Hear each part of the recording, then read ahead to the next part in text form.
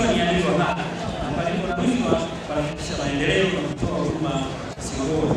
Hivyo wafanyakazi wote ni tukawa wazalendo na kukataa rushwa katika sehemu zetu za kazi. Aidha, kwa wale watumishi ambao wanaendelea kutoa rushwa, iko vyombo stahiki ambavyo tunashughulika nao. Sisi tuendelee kuhimizana kwa uadilifu kwenye maendeleo yetu ya kazi, sisi kwa sisi na sisi kwenye vyama vyetu. Mbeya wewe, ndugu wafanyakazi, natambua kuwa katika maadhimisho haya sitaweza kuhubiri yote yaliyoelezwa hapa. Katika imani, kushirikiana kwa pamoja kati ya vyama vya wafanyakazi, mifumo ya hifadhi ya jamii na serikali ya mkoa, kuna baadhi ya changamoto sio za kisera tunaweza kuzitatua ndani ya mkoa wetu.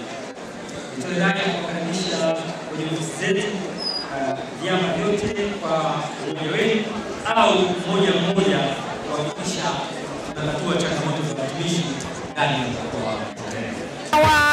Washauri wale ambao hawana chama chochote wajiunge na chama cha TALGWU, maana wapo wafanyakazi hawako kokote, TUGHE hawapo, TIPAU hawapo. Basi ninawashauri waingie TALGWU. TALGWU ina manufaa makubwa.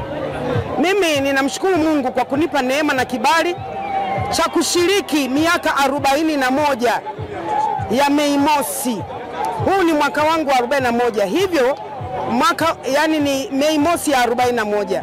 Ninawaomba sana na waombea Mungu awape maisha marefu kama mimi ili waendelee kuona matunda ya TALGWU. Nashukuru sana na nina furaha kuwa miongoni mwa watumishi hodari katika halmashauri ya wilaya ya Chunya, lakini pia niseme tu kwamba sisi kama viongozi kupokea maagizo kutoka kwa viongozi wetu walioko juu, lakini pia kuyatendea kazi pale ambapo inapotakiwa kuyatendea kazi, ndio nguzo kubwa kabisa ya kutufanya sisi tuweze kufanikiwa katika mambo mengine. Endelea kutufuatilia kupitia YouTube ambako tunapatikana kwa Chunya DC Online.